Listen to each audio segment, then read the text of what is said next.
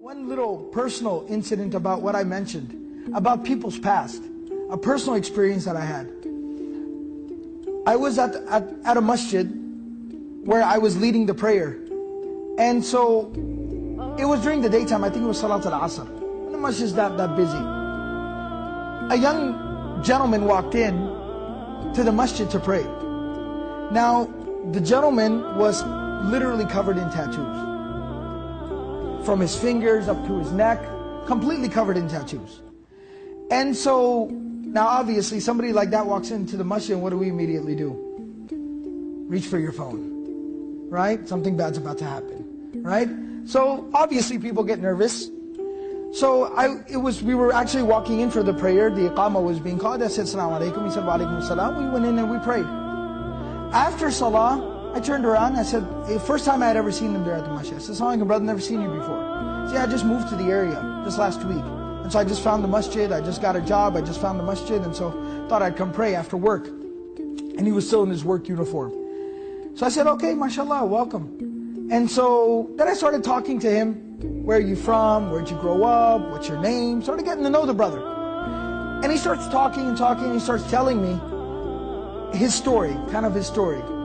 And he says that he's of Thai background. Eastern Asian, Thailand. His folks are from Thailand. He's of Thai background. And he tells me that his uncle was really caught up in the crime ring, in a lot of drugs and a lot of crime where he grew up. In California, his uncle was caught up. He was like a gang leader. He was really, really bad, involved in a lot of horrible stuff. A lot of crime, a lot of bad stuff.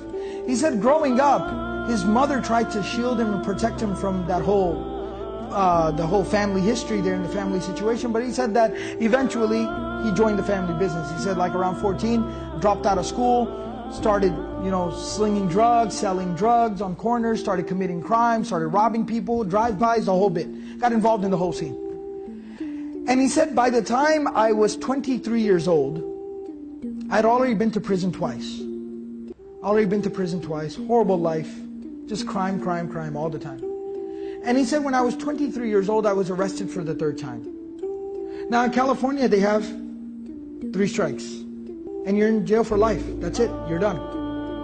So he said I was arrested for the third time, and he said I was sitting in jail at night.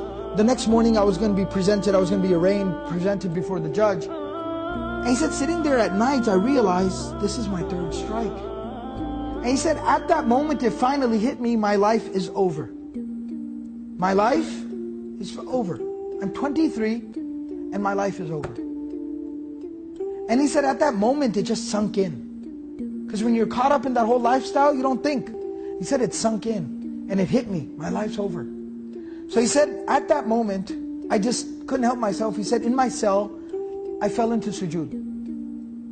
I did sajda. I put my face on the ground. He said it was the first time in nearly 10 years that I had done sajda. The last time I had done sajda was 10 years ago when I went to the masjid with my mom. Since then, I hadn't even done sajda. I hadn't prayed for 10 years. He said I did sajda, and at that moment, life changed. He said I cried all night long. And I made dua to Allah, and I said, "Oh Allah, I realize what I've done with my life. Give me another chance, another opportunity. I'll change my ways.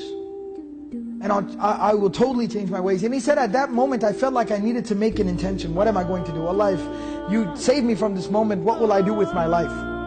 And he said, I remember when I was a child, my mom always had one wish. And that was I would become a hafiz of Quran. She said, "Oh, your grandfather was a hafiz, but your uncle went bad, and everybody in your family didn't follow in your grandfather's footsteps. I want you to be a hafiz and revive that tradition that your grandfather had. Be a hafiz of Quran."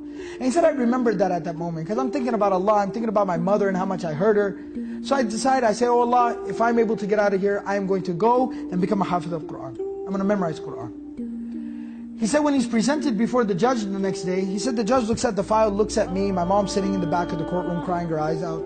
I'm a young man. He said, judge looked at the file, closes the file, says stand up. He says, if I was to let you go right now, what would you do? And he said, it's funny you asked me that because last night I had a change of heart. I repented. And I'm going to change my life.